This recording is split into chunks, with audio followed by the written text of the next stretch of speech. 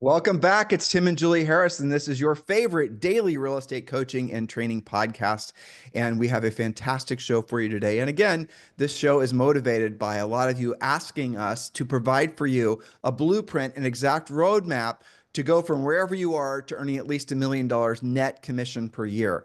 And one of the things that we teach all of our top producing agents, well, agents that start with us who become top producing agents, is you have to think about your real estate career and stages, basically. And it all really is designed around your own thinking. But if you want to think as big as you possibly can, think in terms of what do you have to do to get to $1 million a year in gross revenue? That would be how much money your, let's say, small team, or you and, a lot of team members, depending on your average commission. How long will it take for you to get to $1 million gross revenue per year? And then the next stage above that is how long will it take for you to get to $1 million net? So it's one thing to earn $1 million in your real estate business and your brokerage and your team. And you might, as the head of the team, you might net $200,000 from that. That's a realistic number, unfortunately, or fortunately, depending on your perspective. But let's set the bar so that the next stage is going to be so that you net $1 million. You guys get the difference?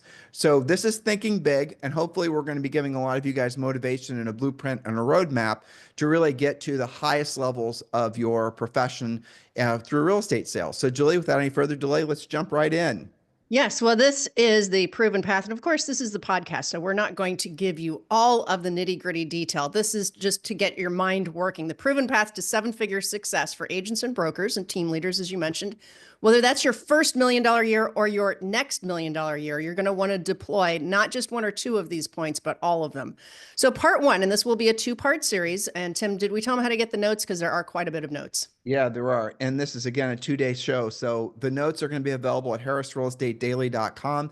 That is our free daily newsletter. And you can subscribe right now. The link is down below in the show description, whether you're on YouTube, iTunes, or what have you, or you can just go to harrisrealestatedaily.com. And we have around 20,000 people that subscribe. We have over 50% that open it every single day. And the comments and the feedback that we're getting from the newsletter is fantastic. It certainly has been, it's exceeded our expectations as far as really how much you guys appreciate it. So if you're not yet a subscriber, it is free. Just go to harrisrealestatedaily.com. And remember, once you subscribe, you have to then go to your main email and you have to double opt in or confirm that you want the subscription. Julie? All right. So before we get to official point number one, we have a couple of mindset and structural thoughts right off the top that will get you thinking the right way. First, we're talking about $1 million gross commission income. Well, you mentioned at the top, how do you do that? Let's look at some math. 100 transactions at 10,000 average commission based on a $400,000 average sale price, which is what the country's running right now. It'll take you 100 deals with 10,000 per deal. But if your average sale price, as many of our listeners have, is $750, then it's 55 transactions. And if your average sale price is $1 million, then it's about 40 transactions. Some of you have average sale prices north of that. So as we often say, adjust accordingly. But what does this really tell you? You've got to take control of your average sale price. This is a lot of what we do in coaching. How do you do that? By being proactive in attracting higher end buyers and sellers. Although some of you live in a market where $1 million is the entry level. You also have to control your costs, like high brokerage splits, overpriced lead services, and unnecessary staffing, speculative expenses that we are often, pointing out on this podcast as well as in coaching. So those are some off the top thoughts as you start to digest how you're going to do this $1 million in GCI. If you're already there, then $1 million more in GCI. You can adjust your numbers. But the first one is always a mindset point, and that's to own it all. Your success is 100% up to you. If it's meant to be, it's up to me, right? It's not about the market, your broker, interest rates, who's in the White House. If you want to make $1 million in real estate, you have to take complete control of your success. And keep in mind, and I just updated this stat, right now, people are pretty much in agreement that we're going to have between 4.2 million and 4.8 million sales projected in 2025, depending on how you count the new construction. But that's 8.4 million commission sides, not counting for sale by owners, off MLS deals, all of those things. So really, remember the math that we just did. If your average sale price is $1 million, you only need 40 of those 8.4 million sides, right? You don't need that many in order to get to that million GCI. What would you say about that, Tim? Well, I mean, I'm thinking, how would you short code this whole thing and game it to make it so that you can do it without having to overthink it? because just the idea of making $1 million for a lot of people is going to be overwhelming. And that in itself is going to make them so that they psychologically start to say that they can't do it. So here's the short code to make this work for you. If you have an average sale price, let's just use Julie's math, of $400,000 and your average commission is say $10,000, how many listings would you need at all times in order to sell enough to make $1 million? You would probably need, if you had, let me think in my head, I haven't done this. You'd probably need 15 listings or 12 listings, somewhere in there, because on average, you're going to have probably a third of those sell per month. And if you did the math on that, it might even be closer to 40% would have to sell per month. You're going to be, or per month, you'd be making around $1 million without any buyer sides. Sprinkle in some buyer sides, then you're making more than $1 million. Obviously, if your sale price is higher, then you're doing even better. Point being is the way to get to your magic number, the way to get to your $1 million per year in gross revenue, which is the first big, I think, as you're climbing Mount Everest, it's the first base camp is $1 million when you're thinking big anyway, is going to be to have your primary energies focused every day on becoming a listing agent, because on a listing agent, you can create leverage. So I'll give you guys an example. Dan Lesniak, who's a friend and a coaching client, he's also part of our EXP Realty group. He had been essentially retired from being a listing agent for probably 2 or 3 years. His wife's team, Carrie, was selling over 1,000 homes per year. He had started doing real estate development. He was building his EXP Realty group. He'd done other things. Well, he was worried that he maybe lost his edge with regards to, going after listings. And he saw a lot of listing opportunities all the time in his backyard. And so about maybe 6 or 8 months ago, he decided to go after listings, and he wanted me to help him learn how to go after expireds. And so I did. I taught him just to go after expireds. And right now he has, if I remember correctly, something like 12 listings. And remember, this guy was listless before, on basically 100% from expired listings, and his average commission in his marketplace is probably going to work out to be around $30,000. So from his listings right now, just from getting up to 12 listings, they're selling. It's not a fast moving market, but he's selling on average. You ready for this, guys? 3 of these listings per month. Do the math. So he and his wife, just off listings, just because 6 months ago he decided he wanted to go, chase listings again, they're going to make over $1 million just from the listing side, just from having 12 listings at all times. There's no elaborate marketing schemes, no elaborate branding schemes, no elaborate, no moving trucks, no billboards, no big teams, none of the things that you guys are told to spend all your energies on. He just decided he was going to try to make as much net profit as possible by being an expired hunter. And that's exactly what he's done. That's the way you think if you truly want to accomplish 2 goals. He's going to have $1 million in GCI. Remember, that was goal number 1. And he's going to have over $1 million net from having decided to be a listing agent, because he's doing it the right way. And he's not buying all of his business, and he's focusing on, it's a great accomplishment to earn $1 million in real estate for sure. But trust me when I tell you, it's even a greater accomplishment when you net $1 million, you put in your pocket $1 million, and you can do both. It doesn't have to be one or the other. And of course, being blessed with a nice average sale price certainly does help. All right, Julie, let's go on to point number 1. Oh, you already said that. Point number 2. Yeah. Point number 2, invest your time before your money. That is such a great point. Yes. And to keep things in perspective, right? People invest at least 4 years in college, some well more than that, often ending up with debt and a job that they hate. So keep it in perspective, because in real estate, thanks somewhat to TikTok and real estate shows and things like that, everybody wants to happen instantaneously. But invest your time before you invest your money. You might not even have to invest that much money, to your point about Dan, right? So in real estate, your return can be much faster if you're willing to put in that time, but you can't skip the learning and expect the earnings. Sporadic work creates sporadic income, and consistency creates momentum. So understanding the 4 stages of learning, and we're not going to get into the nitty gritty of this because this is more of a coaching thing than a podcast thing, but there are 4 stages of learning, and everybody likes to skip the first 2 because the last 2 are a lot more fun, right? So the first one is formulation. That's planning, getting ready to get started, doing things like your business plan, thinking about, do you want to make $1 million GCI? Lots of thinking and ruminating, getting ready to get started. Then concentration, this is the hard part, doing the work. Doing like what you just said Dan does. He's being very efficient, right? He's going after expireds. One way to control your average sale price, like you said, he is blessed to have a great average sale price. One way to do that is to go after homes that are in that price range, like expireds, for sale by owners, et cetera. And then after a while, when you've been in concentration, doing the work, where are my results? You do get into momentum, and that's predictable success as a result of your repetitious work. Everybody wants to be in momentum or even in breakthrough, the last two stages, without doing the concentration.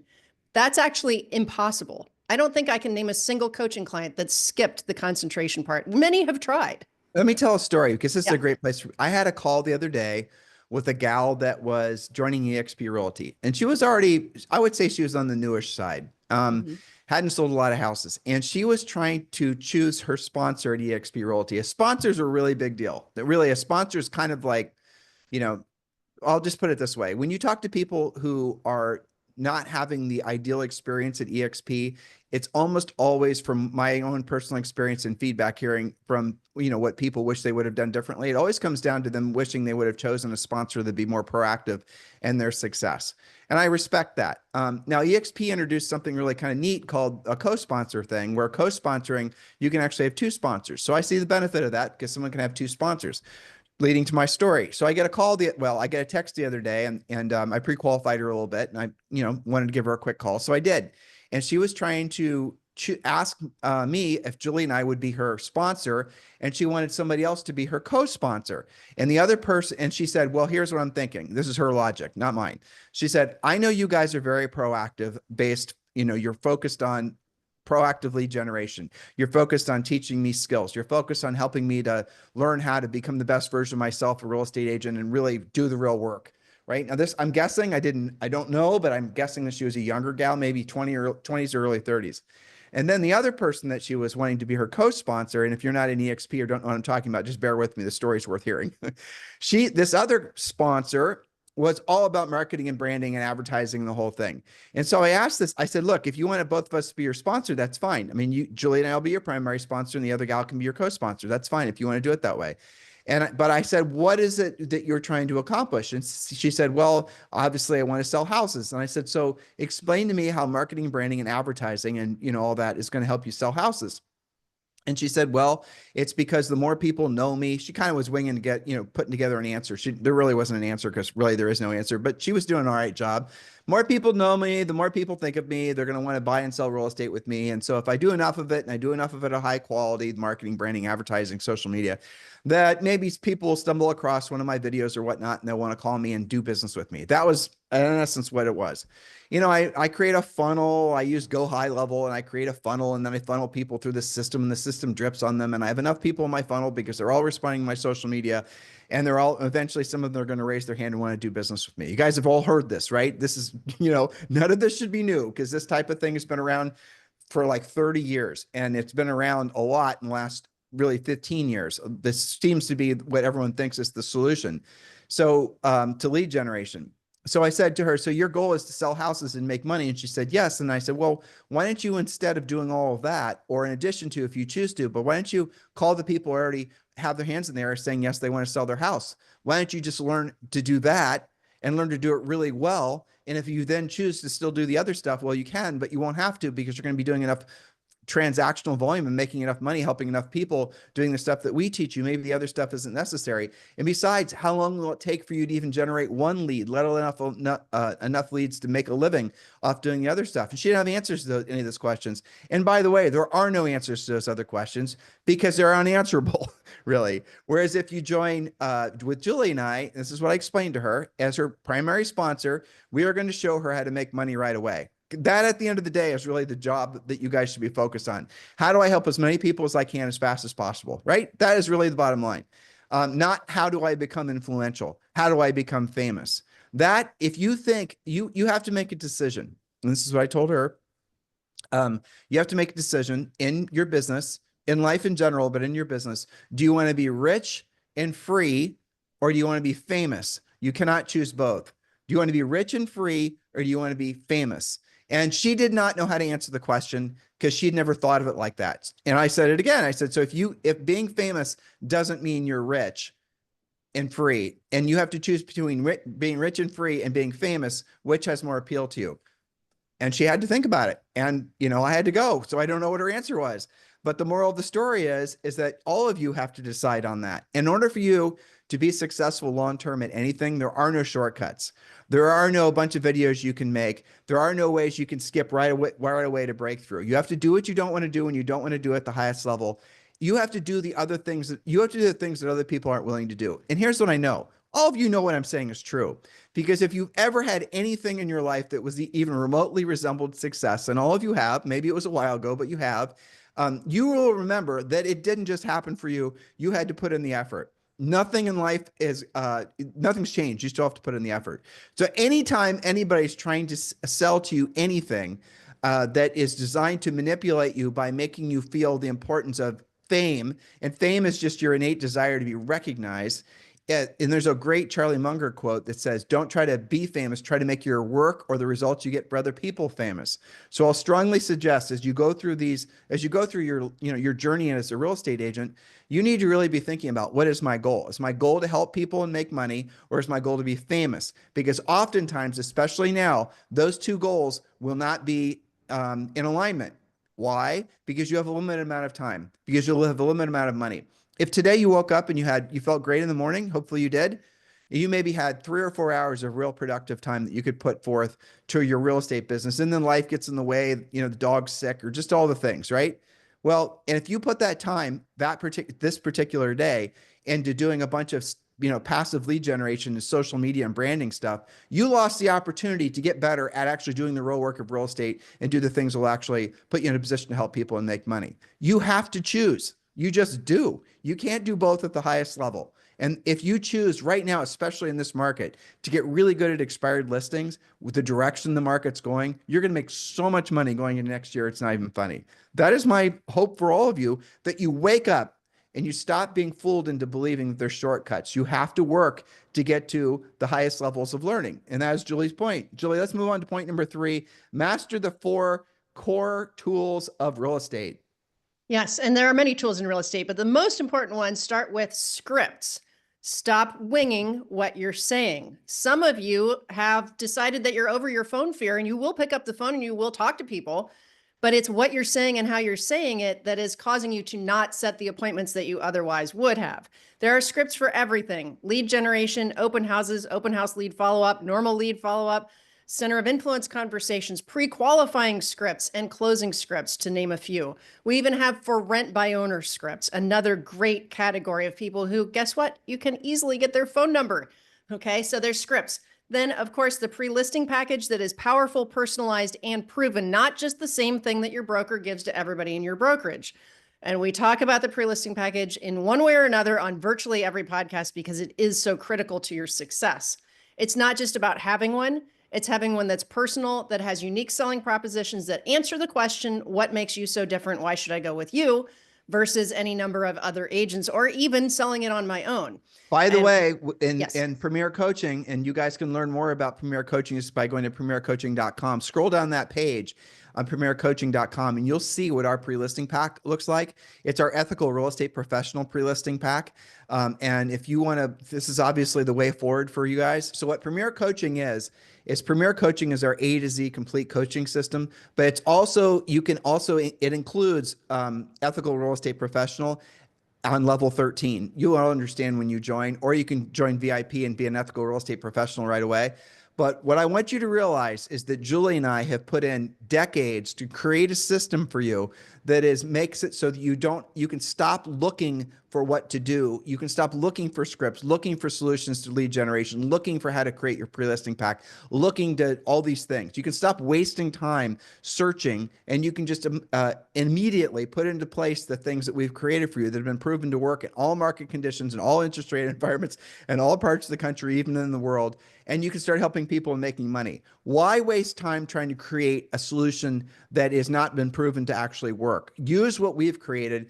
Go to premiercoaching.com and enroll in Premier Coaching. And also, I'm going to formally invite all of you guys, if you are wanting to learn more about Premier Coaching and you want to learn more about Ethical Real Estate Professional, you can also enroll you can also sign up for one of our upcoming masterminds, harrismastermind.com. But in Harris Mastermind, at the end, you're going to be given an opportunity to enroll in Premier Coaching with Ethical Real Estate Professional, or you can just go to Premier Coaching. So either way, take action. Don't wait around. Look, the year is almost half over. If you are behind or even on track for your goals for the year, you're going to have to acknowledge the fact, to Julie's first point, if it's up to me, if it's meant to be, it's up to me. You're going to have to take action, and probably more action than you think, to get your get your business going in the right direction for the rest of this year. You could still have your best year ever in real estate. It's still early days, barely May. I really want you guys to take this seriously and go to premiercoaching.com and take action. Join a Premier Coaching community. It's free for the first 30 days. And yes, that includes a daily semi-private coaching call with a Harris certified coach. All right, Julie, let's move on to the next point, which is point number 4. Don't be weird. This is a great one. Don't be weird about being a salesperson. Yes, this is a contact sport, right? You do have to talk to people. Don't be a secret agent. Real estate is a relationship business, and not just with past clients and people in your sphere and the 10 people that you're most comfortable talking to. You have to have more versatility than that, talk to a bigger variety of people in a bigger variety of situations in order for you to do more business. And you do have to do more business than most agents naturally do to get anywhere near that $1 million GCI that we've been talking about, right? So I'm going to point out, for example, okay, talk to more people in a bigger variety of situations. Christopher Leon in Chicago, okay? Chris was not born into real estate knowing how to deal with commercial deals or leasing or combined things like that. However, he learned to say, yes, it would be my pleasure to help you with that, partnered with a commercial friend of his until he learned it, and now is very fluent in not just normal residential, but in many different types of the ability to help people, right? So that you can say, yes, it'd be my pleasure to help you. For some of you, that means handling a listing that's 3 times the price that you're used to handling. But you say, yes, it would be my pleasure to help you, and you get help. You go to your daily semi-private coaching sessions with our Harris certified coaches, and you say, hey, I'm a fish out of water. I don't know how to deal with this, but I've got this opportunity. What are 3 or 4 things that I need to be sure that I do to take that listing? So Julie, don't be weird about being a salesperson. Go ahead. Exactly. I was watching an interview with a world famous neurosurgeon or something. It maybe was, I think it was a TED Talk now I think about it. I know I shared this with you. This is a while ago. And the gist of it is he said this was again, a neurosurgeon. He was talking about something that really shocked me. He said, the one thing I wish I would have gotten better at of understanding is the importance of being a good salesperson, right? It doesn't even connect, does it? As a surgeon. As a surgeon. And he went on, nobody was interviewing him. He was just talking, but he was saying how important it was that he had to learn, and he didn't learn any of it in medical school, how to explain to the patient and the patient's family why he may have been a cardiologist, something like that. Why something you have to go to a lot of school to learn how to do it. And in school, they don't teach you how to actually sell procedures to your potential patients. And so he said, in retrospect, in order for him to become a great surgeon, he had to be great at selling the procedures, the importance of the procedure to the patient. And I just thought, damn, that is really freaking crazy. And then he went on the second part of this TED Talk. I think it was TED Talk, like I said. He was explaining how he then went and researched it. Now I'm thinking more and more about this. He wrote a book. I'll have to find that book. He went on to research it, and then he discovered or surmised that the most influential, powerful, historically relevant people in the history of humanity have all been salespeople. To which you're going to say, what are you talking about, Tim? Well, if you're, let's say, I think hopefully we can all agree, Abraham Lincoln was a great historically significant person. He was also a great salesperson. No, he wasn't going door to door and selling, tchotchkes, but he had to think about his role in life. Every turn of the road, he's having to sell something to somebody, an idea, how to get along with somebody, how to, all the negotiation. That's all just being a salesperson. If you're a pastor, a priest, or a rabbi, if you're the new pope, you have to be a salesperson. Otherwise, no one's going to listen to you. So when you guys are revolting against, if that's the right word, not revolting, what would be the word, Julie? Recoiling, maybe? Recoiling, yes. If you're recoiling against the idea that you're a salesperson, you've got to realize that you're making yourself seem really weird in the eyes of your customers because they think you're a salesperson. They don't think you're a home advisor or a marketing expert or a luxury agent or all the rest of it. Consultant. Exactly. Stop creating all these names because you feel weird about calling yourself a salesperson because you have preconceived notions about what it means to be a salesperson. Because again, the most powerful, most influential, wealthiest people in the history of history have always been salespeople. Jesus Christ was a salesperson, right? There you go. I know, blasphemy, but it's true. He said things that people remembered. He sold them on Christianity. He sold them on his beliefs to the extent that we still are, practicing them today. Think about that. Why are you afraid to admit that you're a salesperson? And maybe you're afraid to admit you're a salesperson because you aren't skilled enough to feel comfortable being a salesperson. Well, if it's up to me, it's up. If it's meant to be, it's up to me. So you can get your skills on. All right, Julie, last point for today. Yes. Follow a real business plan, not just something you downloaded for free online, not something that you got from a Facebook survey, an actual business plan. Ours is called the Real Estate Treasure Map. It's not just your business plan, it's also your life plan. It talks about goals in 5 areas of life. It talks about figuring out where your leads are actually going to come from. It talks about your magic number, the number of active listings. You were talking about that, how many listings you need to have in order to create the number of transactions per month you need to make the money you need to make.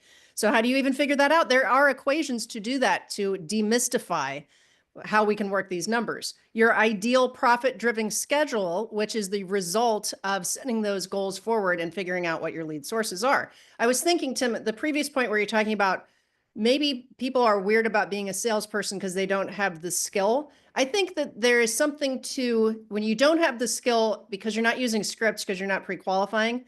If you go on too long like that, you start thinking that you're a salesperson because you're trying to talk somebody into doing something they don't want to do. And that makes you feel like, oh, I'm an icky salesperson, right? But you're talking to people who maybe don't need you because you don't have the skill to find the people who do need you. Let me interject something. No, you're right. 100%. So wipe from your mind the idea that you're ever going to sell a house to somebody or that they don't already want to buy, or get somebody to sell a house that they already want to sell. Okay. You're never going to do that. That's not really what a salesperson is. What you're going to be dealing with, the customers that are actually going to transact with you, this is Julie's pre-qualifying point, are the ones that already want to do a deal. You just have to sell them on doing a deal with you. That's what a salesperson does. And the way you do that is through sales skills. The way you do that is knowing how to make them feel comfortable and confident that you're the one that's going to help them accomplish their goal in such a way that, frankly, they want to work with you because you've taken the responsibility, because you've said, look, I'm a sales. You ask me what I do, and people do. I don't say real estate coach. I don't say investor or all the other things. I might say Zoe's dad and Julie's husband. But what I say, professionally speaking, is I'll say, I'm a salesperson. That is what I am. And I do that pridefully. And I want to become the best version of myself as a salesperson, which means I have to learn how to help other people accomplish the goals that they've already stated that they want to accomplish. They want to buy a house. They want to sell a house. You guys get it? Stop making it so damn complicated. It's not. The real estate treasure map that Julie and I spoke of is in the first level of Premier Coaching, which you get for free when you join Premier Coaching. So just go to premiercoaching.com. Tomorrow we're picking up where we left off today, and we're picking up on part two. Part two. Part two. All right. You guys have a fantastic day. We'll talk with you on the show